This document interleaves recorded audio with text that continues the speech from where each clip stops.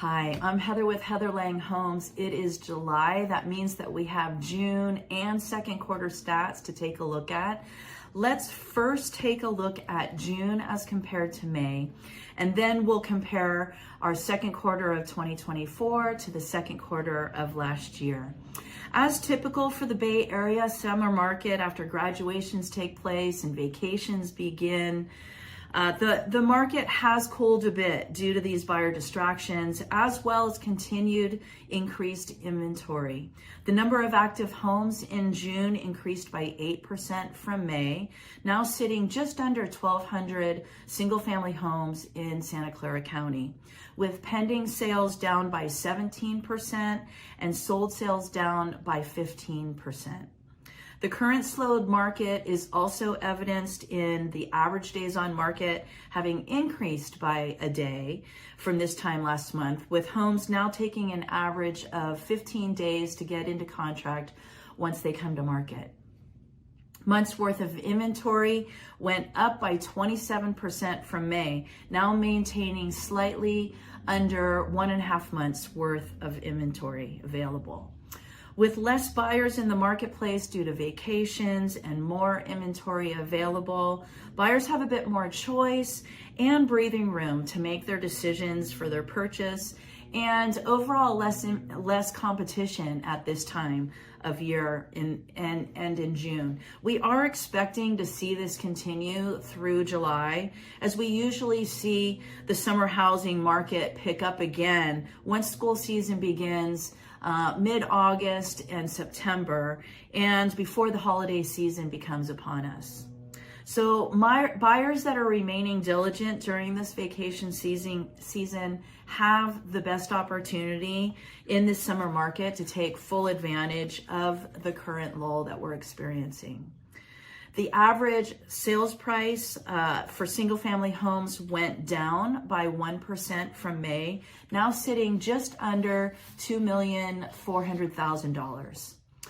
The list-to-sale price ratio went down by 1% from May, and buyers are now paying close to 7% over the seller's offer price to win against buyer competition. So we are still seeing buyer competition out there. It's just less, and still something to take advantage of if buyers have that opportunity. The average price per square foot went down by 3% from May, currently resting at $1,209 per square foot. The 30-year conforming fixed mortgage rate ended June at 7.02%, as noted by Bankrate. So now let's compare the second quarter of 2024 to that of last year, the second quarter of last year. And let's first review the 30-year conforming fixed mortgage rate, which is now less than 1/4 point higher from this time last year. So even with a year behind us, with rates having been higher than now, we do see that the average sales price has also gone up by 13% from this time last year. And the average price per square foot is also up by 13%. It is clear that although these interest rates have been pushed some buyers out of the marketplace, and when we experienced rates at the 8% plus range, we did see the market stall out and really stall out until rates came down further. Yet we did not see our market crash, and nor are we expecting to see that. Buyers who can afford to purchase now understand that their current advantage in capturing equity gain and their ability to build their personal wealth now is outweighing the waiting game for rates to come lower, with their having the plan to refinance later rather than waiting for those rates to come down. Money becoming less expensive is not going to happen quickly. And once money does become less expensive, it is going to invite more buyers back into the housing marketplace, resulting in more competition, and ultimately it does push sales prices higher and even higher than what we're experiencing currently. As the Fed continues to watch inflation and the job market, it is now thought that the prime rate will be reduced in the last quarter of this year. Inflation does appear to be continuing to quell and reduce, and we'll hope that we'll see those mortgage rates also come down towards the end of this year. Sellers who are ready to make their move will get top dollar with strategic planning and professional advice.